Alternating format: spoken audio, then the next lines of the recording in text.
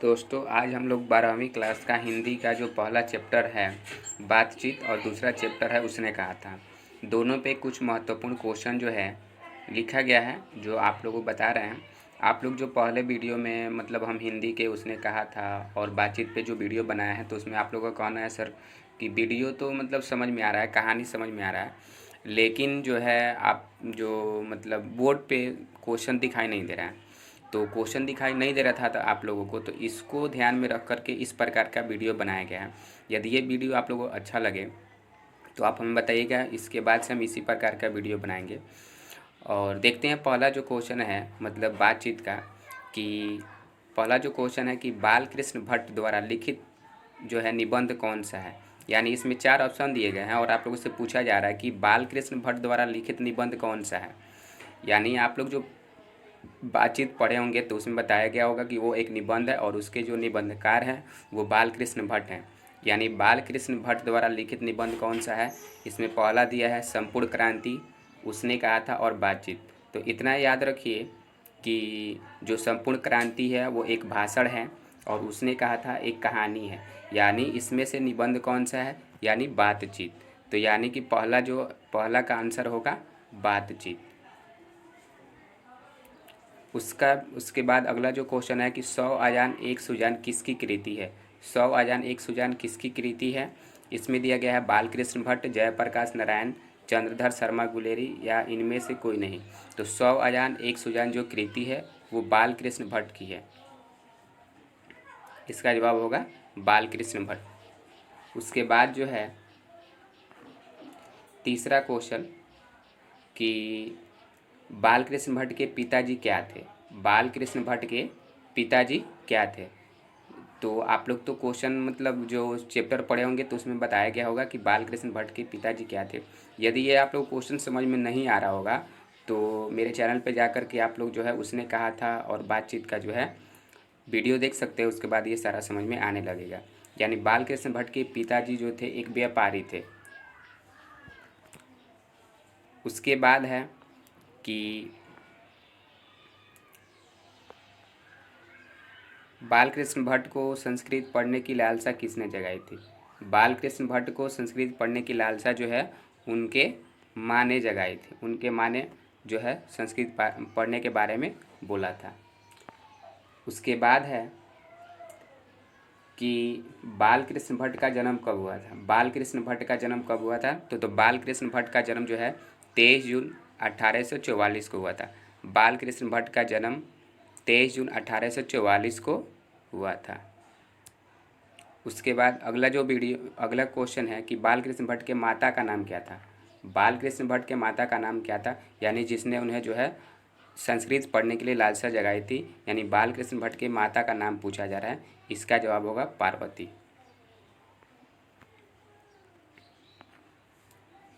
उसके बाद है कि बातचीत की विधा क्या है।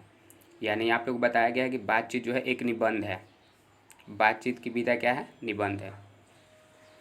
उसके बाद पूछा जा रहा है कि बातचीत में किसके शैली के बारे में बताया गया।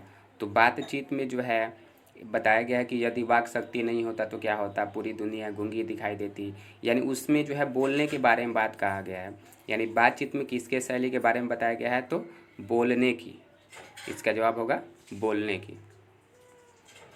उसके बाद अगला क्वेश्चन है कि मनुष्य के हृदय में जमा मवाद या धुआं बोलने से उसके मन कैसा हो जाता है।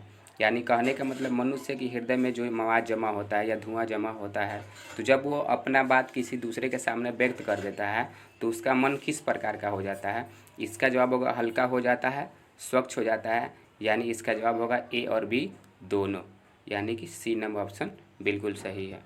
उसके बाद क्वेश्चन है रॉबिन्सन क्रूसो को कितने दिनों तक जंगल में रहे थे। रॉबिन्सन क्रूसो लगभग कितने दिनों तक जंगल में रहे थे। इसका जवाब होगा 16 वर्ष। यानी 16 वर्षों तक रह कर के वो किसी भी मतलब जो है प्राणी का जो है मुख से आवाज़ नहीं सुने थे। यानी लगभग 16 वर्षों तक वो जो है जंगल में रहे थे। इसका जवाब होगा 16 वर्ष। उसके बाद है मनुष्य के गुण दोष का पता कब चलता है। यानी कोई भी मनुष्य है तो उसके गुण दोष का पता तब चलता है जब वह बोलता है। यानी उसके वाणी से, यानी बोलने से ही मनुष्य के रूप के गुण दोष का पता चलता है, यानी मनुष्य के गुण दोष का पता कब चलता है? तो उसके बोलने से। इसका जवाब होगा बोलने से। फिर है असल बात सिर्फ दो व्यक्ति के बीच हो सकती है। ये बात सही है, यानी कि कहने का मतलब इसमें बताया गया चैप्टर में कि जो बात असल में होती है वो सिर्फ दो ही व्यक्ति के बीच में हो सकती है, और ऐसा जो है एडिसन ने कहा था। इसका जवाब होगा एडिसन। आर्ट ऑफ कन्वर्सेशन का मतलब क्या होता है? आर्ट ऑफ कन्वर्सेशन, इसमें देखिए 4 गो ऑप्शन दिया गया है, दौड़ने की, चुराने की, बोलने की या हंसने की। तो कन्वर्सेशन का मतलब होता है बातचीत। तो यानी कह रहा है कि आर्ट ऑफ कन्वर्सेशन क्या है, यानी दौड़ने की कला, चुराने की कला, बोलने की कला या हंसने की कला। तो इसका जवाब होगा बोलने की कला को आर्ट ऑफ कन्वर्सेशन कहते हैं। उसके बाद है कहाँ के लोगों में आर्ट ऑफ कन्वर्सेशन देखा गया है? कहाँ के लोगों में आर्ट ऑफ कन्वर्सेशन देखा गया है? तो यूरोप के लोगों में आर्ट ऑफ कन्वर्सेशन को देखा गया है। फिर बोलने से मनुष्य के रूप का क्या होता है? यहाँ पे दिखाया गया क्वेश्चन है कि बोलने से मनुष्य के रूप का क्या होता है? अपेक्षा, उपेक्षा या साक्षात्कार। तो जब कोई मनुष्य बोलता है तो उसके रूप का साक्षात्कार होता है। इसका जवाब होगा साक्षात्कार। फिर यहाँ पे एक क्वेश्चन पूछा गया है कि यदि वाक शक्ति नहीं होती तो क्या होता? दुनिया गूंगी, दुनिया अंधी या ए और बी या इनमें से कोई नहीं। यानी जब हमारे पास वाक शक्ति नहीं होता, हम अपने भावों को दूसरे के सामने व्यक्त नहीं कर पाते, यानी हमारी दुनिया पूरी जो है गूंगी दिखाई देती। यानी इसका जवाब होगा गूंगी। उसके बाद उसने कहा था कहानी के कहानीकार कौन है? ये जो है पहला जो मतलब जितना 16 क्वेश्चन था वो जो है बातचीत से रिलेटेड था। इसके बाद जो क्वेश्चन है वो दूसरा चैप्टर उसने कहा था से रिलेटेड है। उसने कहा था कहानी के कहानीकार कौन है? उसने कहा था कहानी के कहानीकार जो है चंद्रधर शर्मा गुलेरी। इसका जवाब होगा चंद्रधर शर्मा गुलेरी। फिर उसने कहा था विधा की क्या है? यानी उसके बाद पूछा गया है आपसे कि उसने कहा था कि विधा क्या है, यानी ये निबंध है, डायरी है, कविता है या कहानी है? तो ये जो है एक कहानी है। गुलेरी का जन्म कब हुआ था? गुलेरी का जो जन्म हुआ था 7 जुलाई 1883 को। उसके बाद क्वेश्चन जो है पूछा गया है गुलेरी का जन्म कहाँ हुआ था? आपको पता है कि चैप्टर के अनुसार दिया गया है कि गुलेरी जो है वो उनका जन्म हुआ था जयपुर राजस्थान में, लेकिन वो जो है गुलेर के रहने वाले थे। उनका जो मूल निवास था गुलेर कांगड़ा हिमाचल प्रदेश, लेकिन उनका जो जन्म हुआ था वो जयपुर में हुआ था। इसका जो आंसर होगा वो जयपुर। उसके बाद गुलेरी संस्कृत विभाग के अध्यक्ष कब थे? गुलेरी संस्कृत विभाग के अध्यक्ष कब थे? तो 1916 में जो है गुलेरी संस्कृत विभाग के अध्यक्ष थे। उसके बाद है कि गुलेरी कुल कितनी कहानियाँ हैं? गुलेरी की कुल कितनी कहानियाँ हैं? इसका जवाब होगा 3, और तीनों का जो है इसमें वर्णन किया गया है कि गुलेरी की कुल कितनी कहानियाँ हैं। गुलेरी की 3 कहानियाँ हैं। पहले का नाम है बुद्धू का कांटा, फिर जो है उसने कहा था, और तीसरा जो है आपका सुखमय जीवन। ठीक है, तो मतलब गुलेरी की कुल 3 कहानियाँ हैं। उसके बाद है सुखमय जीवन कब प्रकाशित हुई थी? सुखमय जीवन जो है 1911 में प्रकाशित हुई थी। बुद्धू का कांटा कब प्रकाशित हुआ था? 1911 में ही प्रकाशित हुआ था। उसके बाद है कि उसने कहा था कब प्रकाशित हुआ था? ये जो है 1915 में प्रकाशित हुआ था। उसके बाद है उसने कहा था कहानी जो है उसने कहा था जो कहानी है वो किस बाज़ार से शुरू होता है? इसमें दिए गए पचरुखी, अमृतसर, पटना या मनाली। यानी जो उसने कहा था जो कहानी है वो अमृतसर बाज़ार से शुरू होता है। इसका जवाब होगा अमृतसर।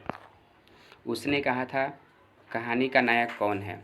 यानी उसने कहा था जो कहानी है जो अमृतसर बाज़ार से शुरू होता है उस कहानी का नायक कौन है? तो इसका जो नायक है वो है लहना सिंह। लड़का का उम्र क्या है? यानी जो उसने कहा था कहानी जो शुरू होता है अमृतसर बाज़ार से, तो उसमें एक 12 वर्ष का लड़का होता है और एक 8 वर्ष की लड़की होती है। यानी लड़का का उम्र कितना है? तो 12 वर्ष। और लड़की का उम्र कितना है? लड़की का उम्र कितना है? तो 8 वर्ष। उसके बाद है कि लड़का और लड़की दोनों अमृतसर में किसके यहाँ थे? तो मतलब इसमें पूछा जा रहा है कि लड़का और लड़की दोनों अमृतसर में किसके यहाँ थे? तो लड़का भी अपने मामा के घर गया था और लड़की भी अपने मामा के घर गई थी। यानी लड़का और लड़की दोनों अमृतसर जो है किसके यहाँ थे? तो मामा के घर थे। उसके बाद है कि लड़का जब कुड़माई के बारे में पूछा तो लड़की क्या बोली? लड़का जब कुड़माई के बारे में पूछा तो लड़की क्या बोली? वो बोली धत। धत बोल करके वो क्या करती है, वहाँ से भाग जाती है। उसके बाद है कि लड़का ने लड़की को किससे बचाया था? सांप से बचाया था, टांगा से बचाया था, पानी में गिरने से बचाया था, या जहर खाने से बचाया था? तो लड़का ने जो लड़की को जो अमृतसर बाज़ार में जो है टांगा के नीचे आने से उसको बचाया था। इसका जवाब होगा, इसका जवाब होगा टांगा से। उसके बाद है कि निम्नलिखित में से कौन 12 वर्ष का था, लड़का था? यानी जो है आप लोग पता होगा कि जो उसने कहा था का जो नायक है लहना सिंह, वो 12 वर्ष का था। तो वो मतलब अमृतसर बाज़ार में अपने मामा के घर गया था। तो यहाँ पे जो पूछा जा रहा है कि निम्नलिखित में से कौन 12 वर्ष का लड़का था, तो लहना सिंह 12 वर्ष का था। उसके बाद है कि 8 वर्ष की लड़की का विवाह किसके साथ हुआ? यानी जो अमृतसर बाज़ार में जो लहना सिंह ने जो जिस लड़की को बचाया था उसका जो है विवाह किसके साथ हुआ? तो सूबेदार के साथ हुआ था। किसके साथ? सूबेदार के साथ। यहाँ पे देखिए वो मतलब वो निम्नलिखित में से कौन जो है 12 वर्ष का लड़का था, तो उसका जवाब होगा लहना सिंह। इसका जवाब होगा लहना सिंह। और उसके बाद पूछा जा रहा है कि 8 वर्ष की लड़की का विवाह किसके साथ हुआ था? तो 8 वर्ष की लड़की का विवाह किसके साथ हुआ था? तो सूबेदार के साथ हुआ था।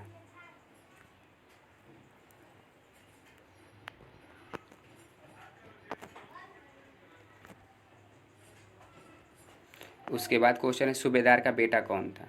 यहाँ पे पूछा जा रहा है कि सूबेदार का बेटा कौन था? तो सूबेदार का बेटा जो था बोधा सिंह।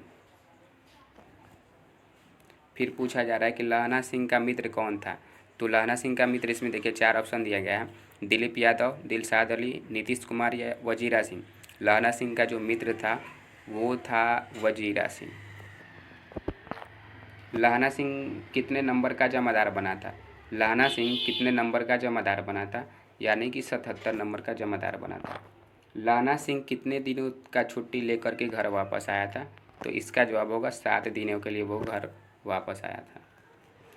उसके बाद है कि लड़की से कुड़माई का जवाब हाँ सुनने पर, यानी जब लड़का जो है पूछा कि क्या तुम्हारा कुड़माई हो गया है, तो लड़की ने बोला कि हाँ मेरा कुड़माई हो गया है। तो उसके बाद वो जाता है तो गुस्से में जो है किसी को धक्का मार देता है। तो आपको इसमें से बताना है वो किसको धक्का मारता है और नाली में गिरा देता है। यानी कि लड़की से कुड़माई का जवाब हाँ सुनने पर जो है किसको जो है नाली में धक्का दे देता है? चंदन शर्मा को, दीपक मांझी को, एक लड़का को, या विकास रघुनाथपुरी को? इसका जवाब होगा एक लड़का को वो क्या करता है, नाली में धक्का दे करके गिरा देता है। अब ये 40 नंबर क्वेश्चन है कि लहना सिंह मरते समय अपने सर को किसके पैर पर रखकर दम तोड़ा था? यानी क्वेश्चन है कि लहना सिंह मरते समय अपने सर को किसके पैर पर रख कर के मरा था? तो वो अपने दोस्त यानी कि जो वजीरा सिंह था उसके पैर पर रख कर के कहानी सुनाते हुए वो क्या हो गया, वहीं पे उसका मृत्यु हो गया था। ये आज का जो है 40 सब्जेक्टिव महत्वपूर्ण क्वेश्चन था। और उम्मीद करते हैं ये आप लोगों को समझ में आया होगा। यदि जो है इस प्रकार का वीडियो आप लोगों को अच्छा लगे तो मतलब कमेंट करके बताइए, नहीं तो बोर्ड पर भी पढ़ा सकते हैं। कहिएगा तो ऐसे भी वीडियो बना सकते हैं, आप जैसे कहिए वैसे पढ़ाएंगे। यदि वीडियो आप लोगों को अच्छा लगा होगा तो चैनल को सब्सक्राइब कर लीजिए, या अगर अच्छा नहीं लगा होगा तो मतलब चैनल को सब्सक्राइब नहीं भी कर सकते हैं।